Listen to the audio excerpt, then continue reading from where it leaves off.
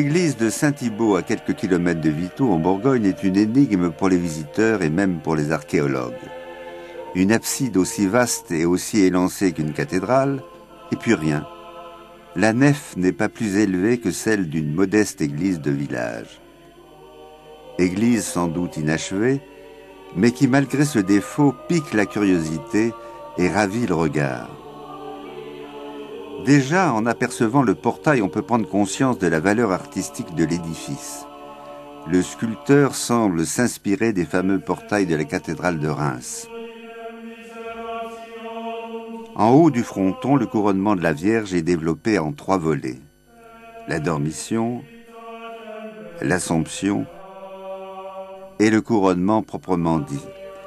La Dormition est très abîmée, mais le couronnement est de bonne facture. Le Christ pose de la main droite une couronne sur la tête de sa mère, qui joint les mains et dont le visage recueilli traduit toute sa joie contenue. De grandes figures encadrent le portail, exprimant encore mieux cette sérénité et cette noblesse. Il s'agit de personnages de l'Ancien Testament. Sur le côté gauche, Salomon et la reine de Saba. Sur le côté droit, Aaron et David. Aaron, c'est la loi de Moïse. David, le salut par la royauté. Quant à Salomon et la reine de Saba, c'est la magnificence de l'Ancienne Alliance. Au centre de la composition, la statue de Saint-Thibaut. Ici, le sculpteur s'élève au niveau d'un Jean d'Orbais. Une modeste église de campagne devient aussi précieuse qu'une cathédrale. Mais entrons dans l'édifice où nous accueille le père Gonod. Cette église Saint-Thibaut est une des 29 églises que compte notre ensemble paroissial de Vito. Nous y célébrons donc la messe relativement rarement, trop rarement, mais dans les souvenirs qui me marquent dans ces 8 ans de présence à Vito, c'est un matin de Pâques où nous sommes entrés pour célébrer la joie du Christ ressuscité dans une église éblouissante de lumière. La lumière qui dégringolait des verrières nous rejoignait chacun et nous portait vers la joie du Christ ressuscité. Joie du Christ symbolisée dans sa résurrection par cette lumière déferlante, mais aussi présence mystérieuse d'un prêtre, Saint Thibaut, dont l'Église garde le souvenir. Peut-être avez-vous remarqué, à travers les statues qui représentent Saint Thibaut, combien il est chaque fois représenté avec un visage particulièrement empreint de douceur, voire de tendresse. Ainsi que le définit le curé du lieu, le chœur est incontestablement la merveille de l'Église. Quel n'est pas l'étonnement du visiteur lorsque, traversant l'humble nef, il découvre la majestueuse envolée de l'abside, toute resplendissante de clarté. Tous ceux qui l'ont décrite n'ont pas manqué de vanter sa hardiesse, sa légèreté, de parler de chasses de pierres ciselées, d'églises de verre, de poèmes de dentelles sculptées. Et certes, c'est une symphonie de colonnettes, d'arcatures, de lancettes, d'oculi. Un chœur d'une telle architecture est unique en Bourgogne. Sa hardiesse est presque déconcertante. Tous ses supports ne sont que de graciles colonnettes et de frêles meneaux. C'est dans ce gigantesque mécano qui annonce les prouesses de l'architecture en fer que se reconnaît l'art gothique dans toute sa plénitude.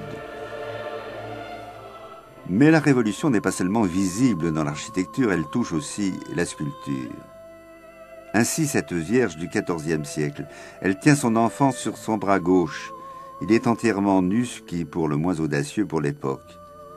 Il s'amuse avec un oiseau qui lui pince les 2 doigts de son bec, légère moue de l'enfant, tandis que la mère attendrie contemple les jeux de son fils. Tant de finesse et de psychologie nous séparent fondamentalement de l'âge roman où la Vierge était représentée sous des aspects sévères et farouches. Théotokos, la mère de Dieu. Le grand crucifix qui est au-dessus de l'autel obéit à la même spiritualité. Il n'est plus triomphant comme celui des Christ romans, mais souffrant. Là encore, la psychologie impose sa loi et évacue le symbolisme. Autre représentation digne de mention, celle de Saint Thibaut. Il frappe par son visage encore jeune, mais mûri et volontaire. Tout dans son attitude témoigne, jusque dans les plis de son vêtement, d'une assurance certaine et d'une calme sérénité. Se gisant en égarant, il repose dans un enfeu du cœur et l'effigie d'un chevalier. Celui-ci est représenté les mains jointes, revêtu d'une cotte d'armes avec une longue épée à ses côtés, sa tête repose sur un coussinet et ses pieds sur un lion rongeant un os. Image douce et souveraine qui a la noblesse et la grandeur des Panathénées de Phidias, voici le retable du XIVe siècle racontant par le menu l'histoire de saint Thibaut. Tout d'abord, la mère de saint Thibaut rencontre l'évêque de Vienne qui lui prédit que l'enfant qu'elle attend aura une destinée exceptionnelle. Naissance du saint. Tandis que les servantes le présentent à sa mère, une énorme main sort du ciel, c'est le doigt de Dieu.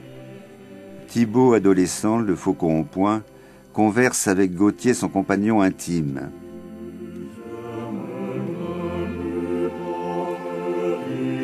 Thibaut écoute les exhortations du vieil ermite Burchard et puis se rend avec son compagnon à l'abbaye de Saint-Rémy à Reims.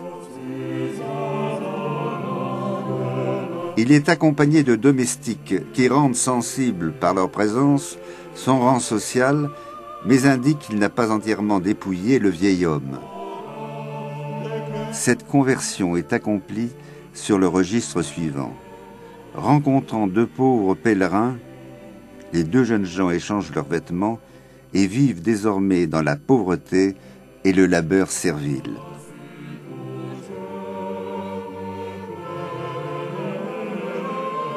Au cours de leur pérégrination, Thibaut et Gauthier viennent interroger un saint ermite.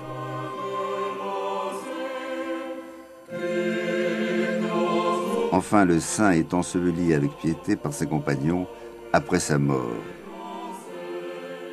Admirable retable qui fourmille d'indications et de notations psychologiques. Et certes, le goût du pittoresque ne supprime pas la qualité du sentiment. Une dernière surprise nous attend dans le chœur, c'est la colombe eucharistique. Elle servait de tabernacle pour exposer le Saint-Sacrement aux fidèles. Un ingénieux système de poulies permettait de la descendre du ciel.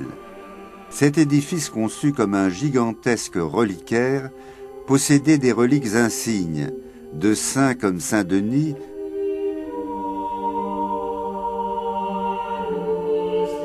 ou principalement de saint Thibaut, dont la paroisse se flattait de posséder plusieurs os.